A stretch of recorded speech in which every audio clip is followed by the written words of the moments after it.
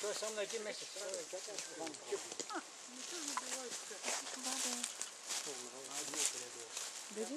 Но това не е зърно. Това се ни мърда. Ами то си диша, ако дойдеш при мен, ще го видиш, че диша. Чакай, Динко, не. Да. Той е новороден на един месец. Ако виж това е красивко, не може да иде болно или... Изобщо не диша. Къде го видяш? Ама гледа, диша, да. Мърдна си ухото, да. Бе, наистина е такова. Това е болничко.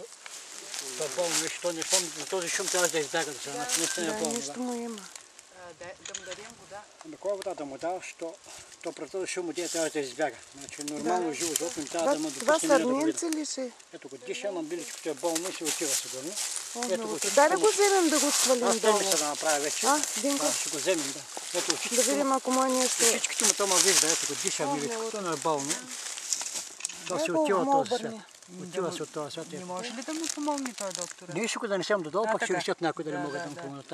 С кола могат да го заведат. Всичко може, да. Имаме ветеринарен лекар с нас, аз го Чакай хващам. да го... Все пак ветеринарните лекари могат да се погрижат за него. Ние може да го нахраним. То наистина може да е болно. Ние отде знаем дали е здраво. Да, но по принцип... Това, кое е здраво, би трябвало да избяга. Нямаше Да, да скокне да избяга. Това е болно.